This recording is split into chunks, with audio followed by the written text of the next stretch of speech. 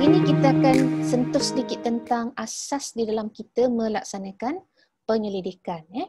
Nama kelas kita pun adalah kaedah penyelidikan. Bermakna dalam kelas ini kita akan belajarlah cara dan juga selok-belok macam mana kita nak menghasilkan sesuatu penyelidikan, bermula daripada permulaan sehinggalah kepada proses yang akhirnya. Right? So, kalau kita lihat kita melaksanakan penyelidikan ni tentulah ada tujuan yang tertentu kan. Dan kalau kita lihat di sini dikatakan bahawa penyelidikan ni merupakan satu usaha ataupun proses yang bentuk dia macam mana kelas?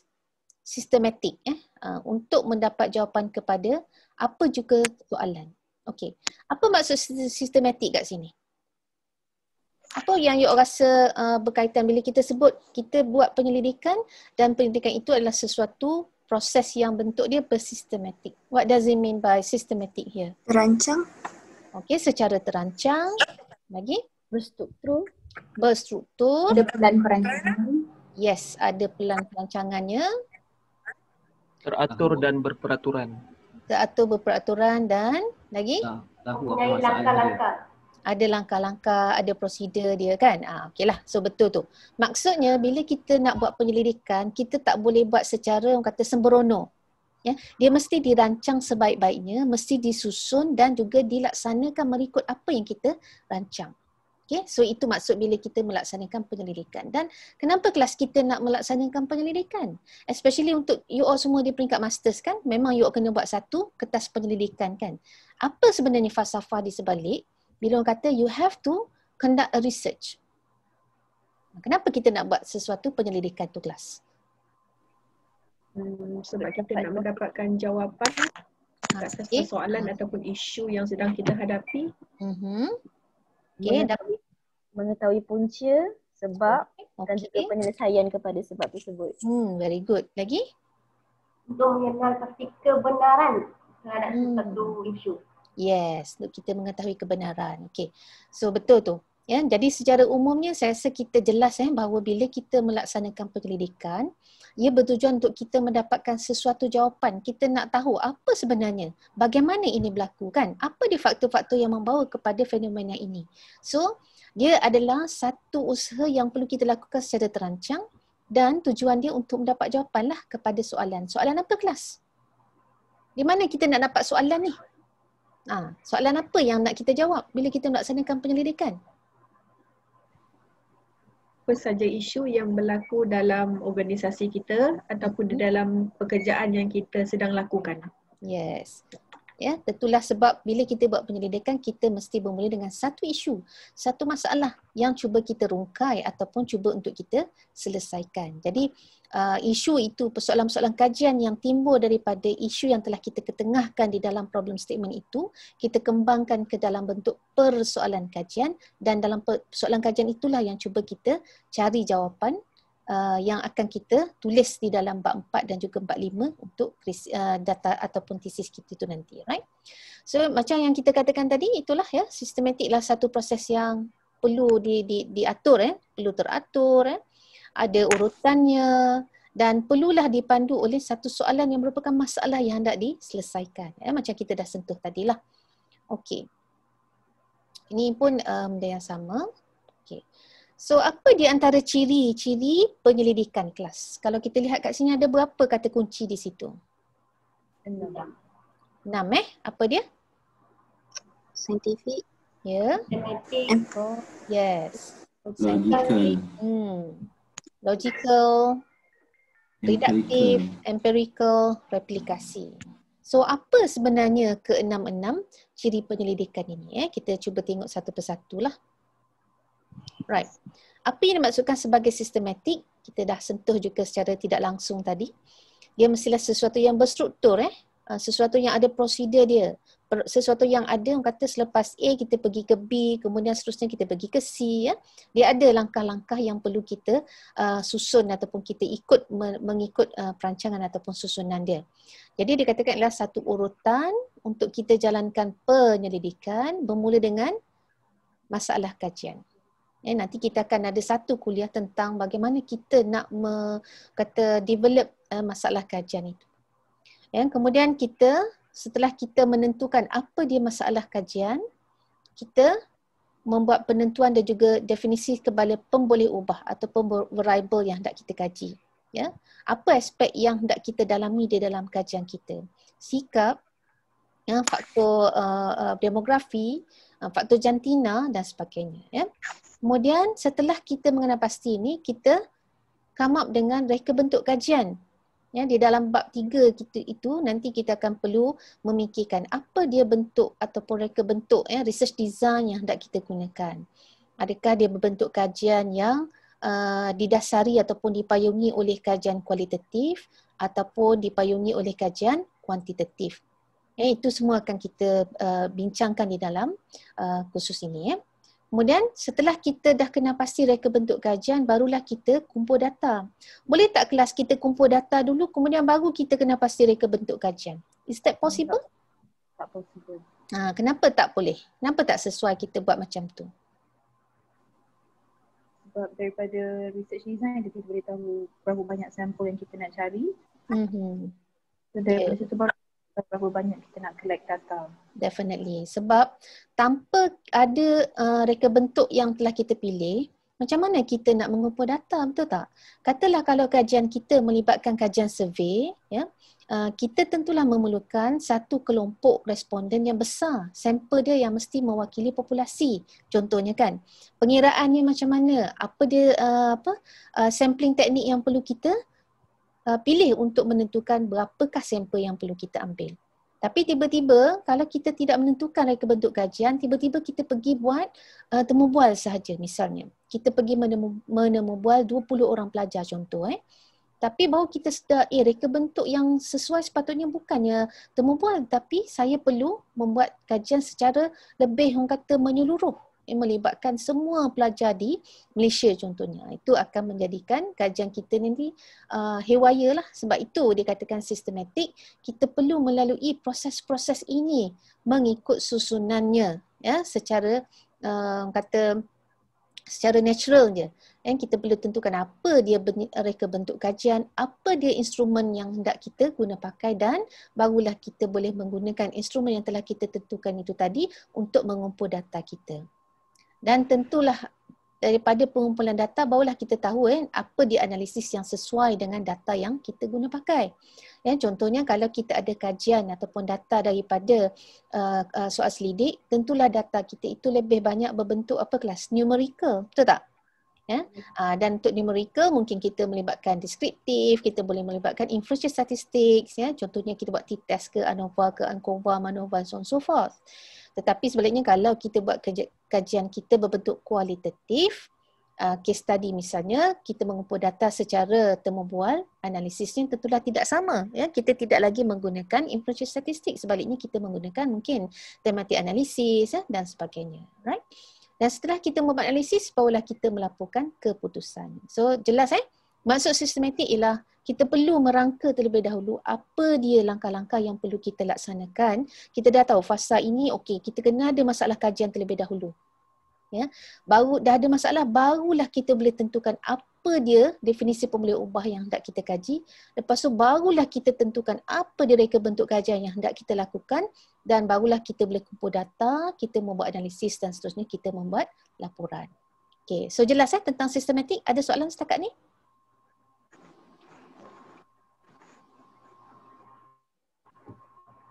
Ada? Belum ada. Okey. Tak apa. Silakan. Saya teruskan. Okey, saintifik. Apa maksud saintifik? Ialah aktiviti yang terhasil daripada proses pembuktian secara sistematik. What does it mean by pembuktian secara sistematik? Okey, dan proses penemuan ditekankan selain daripada hasil. Okey, saintifik bermakna apabila kita melaksanakan kajian, kita antara salah satu ciri yang perlu kita tentukan ialah dari sudut validity dan juga reliability. Pernah dengar tak perkataan ni? Validity dan juga reliability. Kesahan dan kebolehpercayaan. Maksudnya bila kita buat kajian ni, orang tak akan persoalkan kita, betul ke? Betul ke dapatan ni? Dan kau tambah sendiri tak? Contoh kan? Okay. Jadi sebagai seorang penyelidik, bila kita mau buat kajian, kita mestilah menggunakan proses yang berbentuk scientific. Scientific means sesuatu yang berbentuk procedural, yang juga ada orang kata evidence mengatakan bahawa yes, kajian ini adalah data yang sah, yang benar, yang tidak boleh dipertikaikan. Ya, sebab tu kalau kita di dalam kajian secara kuantitatif misalnya, kita bercakap tentang macam mana kita nak memastikan soalan-soalan ataupun item-item dalam kuesioner kita itu ada nilai validity yang tinggi, ada nilai reliability yang tinggi. Bagulah bila kita boleh buktikan okey, alpha kerombak kita berapa apabila kita buat reliability test misalnya.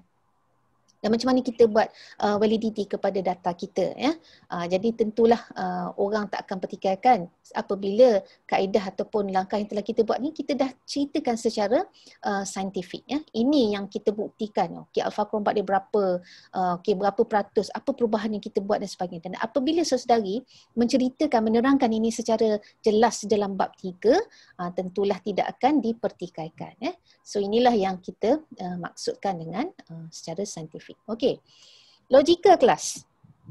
Logical, dia kata penyelidikan adalah satu sistem menggunakan logik dalam prosedur yang dilakukan. Ini berkaitan jugalah dengan penyemakan kesahan keputusan ialah berdasarkan keperluan untuk memenuhi kesahan di dalam penyelidikan. Ya.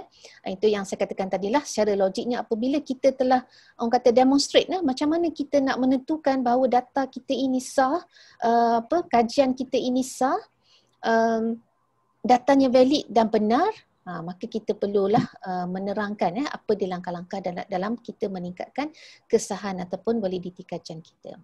Dan yang seterusnya, replikasi. Replikasi ialah, apa maksud dia replikasi, kelas? Replicate. Replicate apa dia? Apa maksud ambil contoh yang lepas, kita adapt dalam kita punya tajuk pilihan. Maksudnya, betul. Maksudnya kita boleh pakai ataupun daripada kita boleh replicate kajian orang ataupun penyelidik lain boleh replicate kajian kita. Replicate maksudnya ialah kita pakai kaedah ataupun proses penyelidikan yang telah diguna oleh penyelidik terdahulu tetapi kita bawa ke dalam satu konteks kita. Ya. Ada bila kita bercakap tentang katalah mengisi gap kajian kan, nanti kita akan bincangkan jugalah bila tiba tajuk tentang problem statement nanti. Bila kita buat kajian kelas, tujuan kajian ni ialah di samping kita nak mencari jawapan kepada persoalan kajian kita yang dicetuskan oleh isu yang telah kita tentukan di dalam penyataan masalah, kita juga sebenarnya adalah bila kita buat penyelidikannya, kita sebenarnya mencari satu ruang gap, lompang yang belum dikaji oleh penyelidik lain.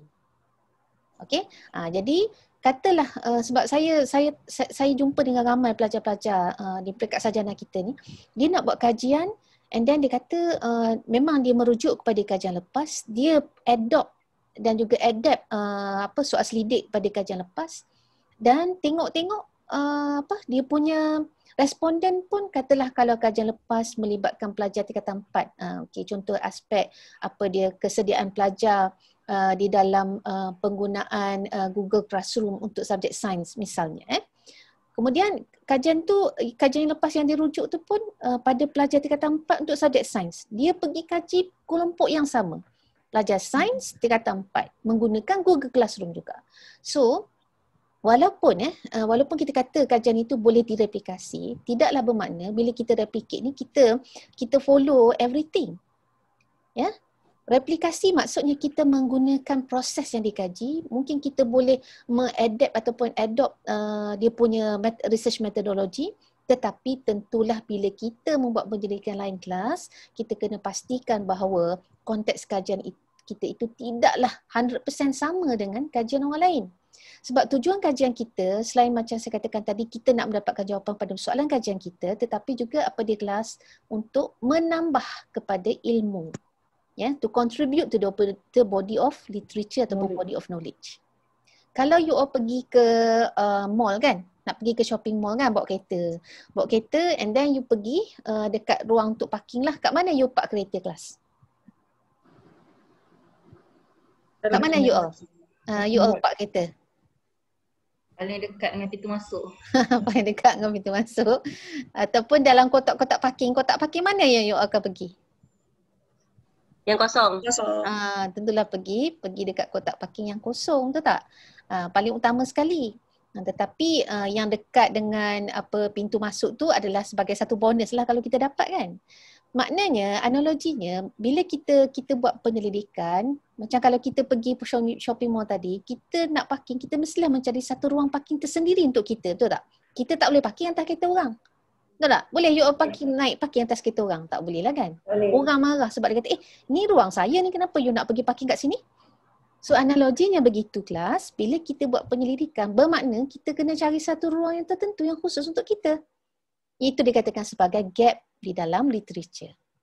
Ya, jadi kalau kajian lepas setelah melihat tentang Google Classroom untuk pelajar sains Tingkatan 4, you carilah. Mungkin kajian tentang Google Classroom banyak, tapi carilah subjek lain. Kalau dalam bidang bahasa Arab misalnya, bidang pendidikan Islam misalnya, carilah dalam bidang you.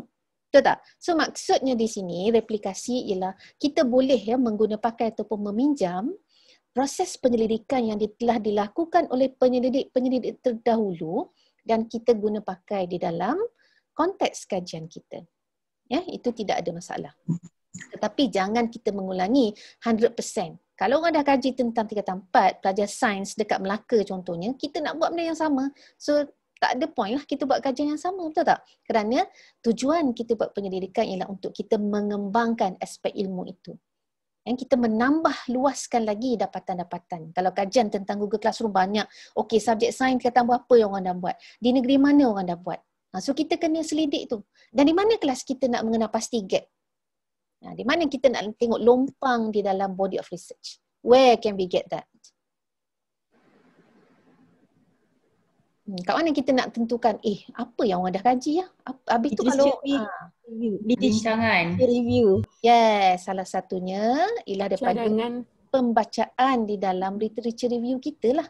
Sama ada you baca tesis orang ke, you baca artikel-artikel, tapi biasanya di dalam tesis lah yang akan disebut. Tengok kat belakang sekali tu. Yang dekat hujung 45 tu dia akan tulis apa tau? Dia ada satu bahagian dia akan tuliskan cadangan untuk kajian akan datang. Itulah kalau kira macam nak dapat idea kan, salah satunya ialah you rujuklah kepada tesis-tesis yang telah ada sedia ada dan rujuk kepada halaman belakang-belakang dekat bab 5 tu, apa dia cadangan untuk kajian akan datang. So you boleh tackle tu. Yang penat-penat difikirkan, penat-penat dibagi cadangan, tak ada orang pun nak ambil. So you boleh rujuk kat situ, tengok apa dia sebenarnya cadangan yang boleh dibuat ataupun yang diberikan. Misalnya penyelidik akan memberi cadangan tentang apa?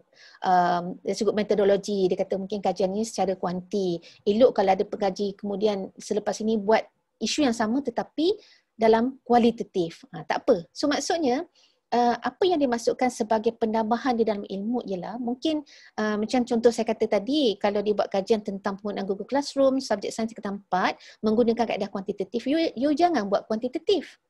Kalau you nak kekalkan penggunaan Google Classroom untuk subjek sains Tingkatan 4, you buat ubah dari sudut metodologinya.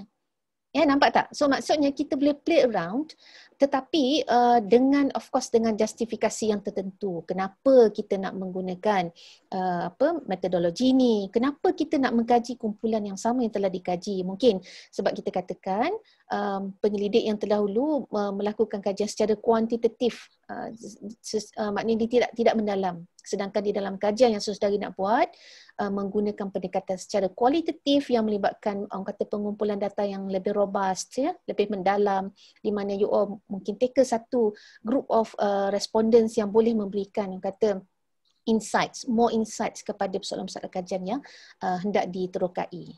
Alright? Okay. Boleh ke setakat ni? Boleh tak? Okay. Ke dah ada yang drop out ni? Dah ada rasa macam nak drop subjek ni? Tak ada ya? Tak ada. Okay, right. Okay, seterusnya reduktif.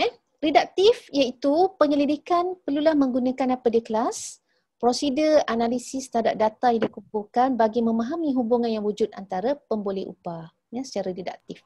Ya, dan apa sama ada kajian itu secara kuanti ataupun secara kualitatif, you all perlu akhirnya menerangkan apa dia sebenarnya makna di sebalik dapatan yang telah dihasilkan itu. Apa dia hubungannya? Apa dia saling kata intertwine antara satu variable dengan variable yang lain, ya. So ini saya rasa juga berkaitan lah. Seterusnya empirical, itu pengumpulan data secara cerapan untuk mengenapasi penyelidikan secara empirical lah. Di mana bila kita sebut tentang empirical class, dia merujuk kepada proses penyelidikan, proses pengumpulan data, proses penganalisisan data, proses interpretasi data yang mana dilakukan secara saintifik dan juga empirical. Maksud empirical bila orang kata kajian, macam mana kita nak katakan bahawa kajian ini berbentuk empirical? Empirical kita melihat dari sudut yang lebih kurang sama macam tadi. Kajian itu mestilah berprosedural, mengikut prosedur-prosedurnya. Kemudian bila kita nak collect data, sebelum kita collect data, kita menentukan validity dan reliability bagi instrumen kita, ya. Kemudian bila kita dah collect data, macam mana kita tentukan data itu? Kalau kajian kuanti, kita melihat okey, data kita ni normal ke tidak? Contohnya, kita buat pembersihan data ataupun tidak. Ataupun kalau di dalam data kualitatif, dalam temu bual dan sebagainya, kita mengenal pasti, bila kita buat coding ni, adakah coding ataupun pengkodan yang kita buat masa kita buat tematik tu memenuhi ataupun menepati apa yang dimaksudkan oleh responden kita. Jadi kita boleh go back to our respondents and then we can ask them, adakah ini yang dimaksudkan, ya, daripada interpretasi kita. So itulah antara proses-proses yang menjadikan kajian kita inilah sesuatu yang empirical. Ya. Dia tidak boleh jadi empirical kalau kita kata semua orang kata semua orang kata kerajaan tak buat apa-apa untuk COVID-19, contoh. Kemudian bila orang tanya mana you dapat data? Yalah, saya sembang dengan Makcik Kia sebelah rumah kan. Pak Abu pun cakap macam tu. Adakah itu empirical class? Dia tidak empirical kerana dia hanyalah dalam bentuk percakapan yang secara tidak dirancang. Ya, tapi kalau kita nak melihat tentang apakah, bagaimanakah, sejauh manakah kementerian contohnya mengambil tindakan ataupun melaksanakan sesuatu untuk menangani isu COVID ini, tentulah kita perlu rancang, betul tak? Apa dia sebenarnya masalah kajian kita yang menyebabkan kita nak mengkaji kajian itu? Kemudian apa dia research question yang kita nak bentuk, yang kita nak jawab kemudiannya? Dan apa dia research design yang kita nak guna? Kita nak buat secara temu bual ke? Tak kira lah kita nak pergi interview di jiran sebelah rumah ke macam mana, tetapi penyusunan dan juga pelaksanaan itu mestilah dilaksanakan mengikut perancangan yang robust. Barulah kita boleh claim bahawa hey, this is the research that I have done and it is empirical since I have gone through all these procedures dan juga planning dan sebagainya. Okay? Ada soalan? Doktor, saya ada satu soalan. Sila. Okey, kalau berdasarkan penerangan doktor tadi tu, empirical ni juga maksudnya kita tak boleh merujuk kepada teori-teori. Teori-teori tu kita tak anggap sebagai empirical data tu. Macam tu ke doktor? Okey. Kalau saya boleh betulkan sedikit, Hazrina kata ni? Ya, saya Hazrina. Okey, saya betulkan sedikit. Mungkin pandangan itu bagi saya sedikit tidak tepat, Hazrina. Sebab bila kita buat kajian, even tu kita buat kajian secara kuanti, secara kuali, teori adalah asas. Teori adalah asas. Mungkin nanti kita akan tengok perbezaan bila kita masuk epistemological stance. Nanti kita akan nampak, ya Hazrina, bagaimana setiap kajian itu perlu didasari oleh teori tau. Maksudnya kalau kita nak expel teori, kita rasa kita nak tendang teori itu keluar, that is not right. Sebab kajian kita mesti didasari oleh satu kefahaman yang kita dapat daripada mana-mana teori yang kita pegang. Teori ni macam mazhab. Kalau kita katalah kita nak buat kajian, contohnya kita nak buat kajian tentang, saya boleh bagi contoh dalam bidang saya lah. Contohnya sekarang ni kita nak melihat tentang bagaimanakah guru-guru di sekolah itu dapat melaksanakan pengajaran secara remote teaching. Sebab sekarang ni kita dalam proses COVID kan. Okay. Dalam remote teaching, dia melibatkan kemahiran untuk menggunakan teknologi untuk membuat delivery, content delivery dengan pelajar. Dia juga melibatkan kepada kemahiran untuk penghasilan bahan misalnya. Dia juga melibatkan kemahiran untuk membuat assessment secara di dalam talian. So bila saya nak buat kajian macam tu, saya perlu mengenal pasti apa sebenarnya teori yang perlu saya guna pakai, yang perlu didasari, yang menjadi underpin punya teori. Ya, you all mesti ingat ni, setiap kajian you all mesti ada teori dia. Contohnya, kalau dalam konteks ini saya nak menggunakan teori social learning. Ya, so dalam social learning tu saya kena tengoklah apa sebenarnya yang ada di dalam social learning teori tu. Social learning misalnya pelajar-pelajar belajar daripada antara satu sama lain, belajar bersama orang lain, belajar daripada orang lain dan lebih didasari kepada collaborative learning. Okay. Jadi apa yang perlu saya rungkaikan di dalam kajian saya apabila saya membuat kata kupasan especially dalam bab 5, perlulah dibuat berdasarkan perspektif teori yang telah saya pilih. Ya. Ataupun mungkin saya bagi contoh yang lebih mudah, katalah kita nak buat kajian tentang penggunaan satu modul misalnya untuk orang kata vocabulary di dalam bahasa Arab contoh. Kita mengajar sekolah rendah, kita nak supaya pelajar ni masalah kajian kita ialah kita kata pelajar-pelajar ni sangat lemah dan sangat sukar untuk mengingati mufradat. Betul ke Ustazah kat sini? Mufradat dia tak ingat vocabulary tu. Perkataan tu. Jadi apa yang penyelidik buat ialah dia nak memperkenalkan satu modul misalnya. Modul yang mana bila dia buat satu ataupun bahan pengajaran menggunakan augmented reality. For example, you all biasa tak dengan AR ni? AR tu yang bila kita scan dia akan keluar naik dan sebagainya kan. Bila kita scan satu perkataan katalah sayyarah, kemudian boom naik satu kereta, nampak kereta tu bergerak. Jadi kita nak inject satu kaedah pembelajaran menggunakan satu bahan pembelajaran yang terkini dan bila kita guna bahan tersebut, bila pelajar ada perkataan dan ada gambar, kita nak supaya pelajar boleh menyebutnya. Okay, boleh menyebut. Tetapi untuk membolehkan pelajar menyebut, kita masukkanlah dulu perkataan suara itu di dalam bahan itu. Misalnya, hadhihi sayyarah. Betul tak ni? Orang bahasa Arab ni. Kalau salah betulkan saya. Hadhihi sayyarah. Ini adalah kereta. Jadi apa yang pelajar akan belajar ialah dia akan mimik. Dia akan tiru. Oh, hadhihi sayyarah. Jadi teori apa tu kelas? Apakah teori yang mendasari proses pembelajaran itu? Ni game bahasa Arab. Sila jawab. Agak-agaknya. Kalau nak kaedah yang you mengajar lah kan, yang Ustaz-Ustazah dah mengajarkan sekarang ni, kalau kita nak belajar, nak articulation dia, penyebutan dia, hadhihi sayyarah, dia pun ikut kita, hadhihi sayyarah. Itu teori learning apa tu? Learning teori apa yang mendasari tu agak-agaknya? Social learning. Ya? Social learning theory. Apa? Crucial? Kuat sikit, saya tak apa dengar. Social learning theory. Social learning theory. Ataupun kalau saya bagi pilihan antara kognitif dengan behaviorism, yang mana satu? Kognitivism dengan behaviorism. Behaviorism. Mungkin behaviorism. Dia macam dengar dia ulang balik kan. So katalah kalau kita telah mengambil teori itu sebagai panduan, sebagai tulang belakang ataupun framework kepada kajian kita, therefore setiap kupasan, setiap kata perbincangan haruslah didasari oleh teori itu. Jadi itulah juga antara ciri-ciri yang menjadikan kajian kita itu berbentuk empirical. Kerana apa? Kerana di samping kita mengikut prosedur ataupun langkah-langkah, tetapi dia juga melibatkan apa kelas? Melibatkan bagaimana kita nak underpin sesuatu teori itu sebagai latar belakang di dalam kajian kita. Sebab kita tidak melaksanakan kajian tanpa ada teori. Mesti ada teori. Ya? Melainkan kalau kita, itu nanti kita akan tengoklah dalam kajian kualitatif. Mungkin ada kita boleh buat, sebenarnya kita boleh create satu teori menggunakan grounded teori, tetapi after all walaupun kajian kualitatif itu dikatakan dia menghasilkan sesuatu teori, tetapi sebenarnya at the very first place semasa penyelidik hendak menjalankan literature dan sebagainya mestilah juga didasari oleh teori-teori. Okey? Boleh ke? Tak lost lagi Jangan lost Okay. Terima kasih doktor. Okay, right. So, okay, baik. So kita tengok kenapa kita nak buat kajian ni secara lebih terperinci lah. Okay, tujuan penyelidikan, of course kita nak dapatkan maklumat yang baru. Ya, kita juga nak melihat hubungan yang baru sekiranya berkaitan dengan kita punya research questions.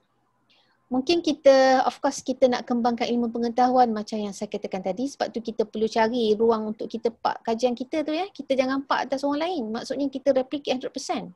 Kita perlu ada satu, orang kata, very little corner of our research yang boleh kita park somewhere di dalam body of research, ya, sebagai penambahan kepada ilmu yang sedia ada di dalam bidang kajian kita.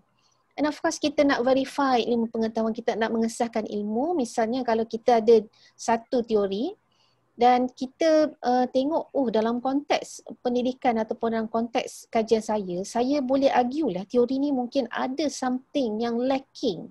So therefore saya nak test sama ada betul tak assumption saya bahawa in order for students to achieve A, they have to have B, C and D. Tetapi dalam kajian hanya menyebut B and C. So you nak tambah yang D tu, you boleh tambah untuk verifikasi ilmu pengetahuan. Kita juga boleh membina dan memperkembang teori, lebih kurang macam tadi juga, dan of course tujuan kita melaksanakan kajian ini, kita nak memahami, kita nak buat jangkaan ataupun kita nak kontrol sesuatu hasil itu berdasarkan kepada apa dia research hasil yang kita nak laksanakan. So itulah kenapa kita melaksanakan kajian.